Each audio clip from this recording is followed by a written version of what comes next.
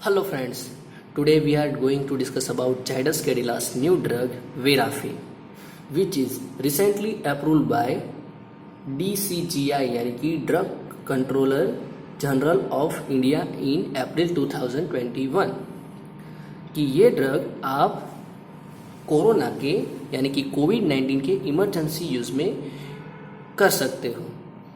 तो ये drug actually क्या है उसके बारे में हम कंप्लीट डिस्कशन करेंगे, वीडियो कंप्लीट देखिएगा। तो Virafin is a pegylated interferon alpha 2b, pegylated यानी कि पॉलीइथिलीन ग्लाइकोल से प्रोटेक्टेड किया हुआ इंटरफेरॉन है और अल्फा 2b है वो उसका टाइप है, यानी कि पीजी से प्रोटेक्शन दिया है इंटरफेरॉन को, अब हम शॉर्ट में IFN बोलेंगे, और अल्फा 2b जो है वो है उसका टाइप। तो सबसे पहले आपको इंटरफेरॉन के बारे में पता होना चाहिए। What is interferons? चलो तो पहले सबसे पहले उसके बारे में डिस्कशन करते हैं।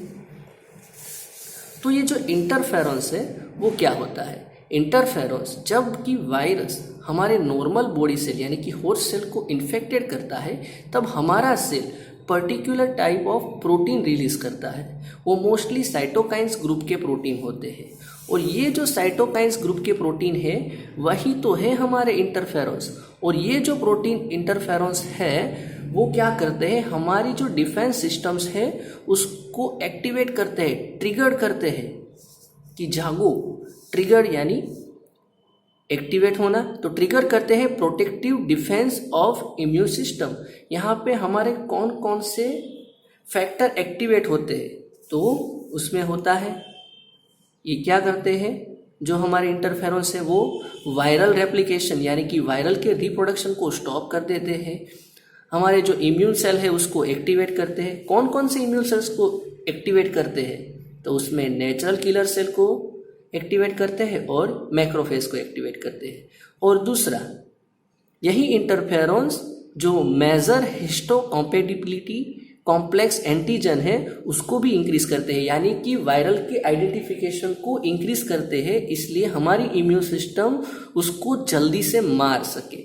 तो ये हुआ नॉर्मल इंटरफेरॉन का फंक्शन।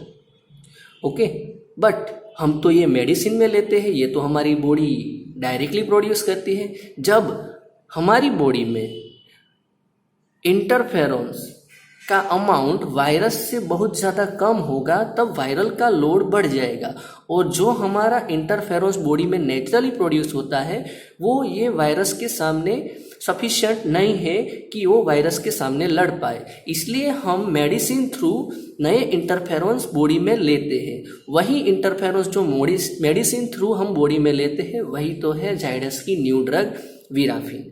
तो अब ये जो बाहर से हमारी बॉडी में इंटरफेरॉन्स लेते हैं उसको हमने बोला कि वो प्रोटेक्टेड होते हैं, पॉलीइथिलीन ग्लाइकोल से उसको प्रोटेक्शन दिया गया है। क्यों? क्योंकि अगर बाहर से कोई इंटरफेरॉन्स बॉडी में आता है तो हमारी बॉडी उसको अदर सब्सटेंस समझ के उसको तोड़ देगी, इसलिए उसको प्रोटेक्टेड करके लाते हैं। यानी कि उसको अगर हम प्रोटेक्टेड करते हैं पीजी पॉलीइथिलीन ग्लाइकोल से तो उसका जो जल्दी ब्रेक डाउन हो जाने का पॉसिबिलिटी है वो भी कम हो जाएगा, उसकी इम्यूनोजेनिसिटी कम हो जाएगी, उसकी एंटीजेनिसिटी कम हो जाएगी, उसकी हाइड्रोडायनेमिक साइज बढ़ जाएगी और उसका सर्क्यूलेटरी टाइम हमारी बॉडी में उसका टाइम बढ़ जाएगा। उसका रीनल क्लियरेंस यानी कि बॉडी में उसकी इफेक्ट लंबे टाइम तक चलेगी, वो जल्दी से एक्सक्रीट आउट नहीं होगा due to protection by PEG, और उसकी वाटर सॉल्युबिलिटी भी इंक्रीज हो जाएगी। तो यानी कि इंटरफेरॉन्स बॉडी में नेचुरली भी बनते हैं और बाहर से भी लेने पड़ेंगे जब हमारे इंटरफेरॉन्स सफिशिएंटली एक्टिवेट नहीं होंगे। आगे अब इसकी mechanism of action, it's a simple mechanism. इसमें क्या होता है, जब ये वायरस हमारे जो सेल है, सेल के रिसेप्टर के साथ बाइंड होता है तो वो अपना आरएनए रिलीज करता है और वो आरएनए सेल के अदर मटेरियल और न्यूक्लियस का यूज करके अपना खुद के रेप्लिकेशन हो जाएगा और अपने नंबर्स इंक्रीज करेगा। और इसी के साथ ही हमारा जो सेल है वो इंटरफेरॉन्स भी बनाता है। जबकि यहाँ पे जो 2 नए वायरस बन गए हैं वो अब दूसरे सेल पे जाके अटैक करेंगे। यहाँ पे ये वायरस इस सेल में जाके अटैक करना चाहते हैं और फिर से अपने नंबर्स बढ़ाना तो चाहता है, बट यहाँ पे जो इंटरफेरोस बने थे वो दूसरे सेल को जाके प्रोटेक्शन देते हैं और मैसेज करते हैं कि ऐसा अगर कोई वायरस आए तो उसको हमें रेप्लिकेशन होने से ब्लॉक करना है। यानी कि यहाँ से हमारा सेल है वो ऐसे प्रोटीन रिलीज करेगा जो वायरल रेप्लिकेशन को ब्लॉक कर देगा। यही सिंपल मैकेनिज्म है। Thank you.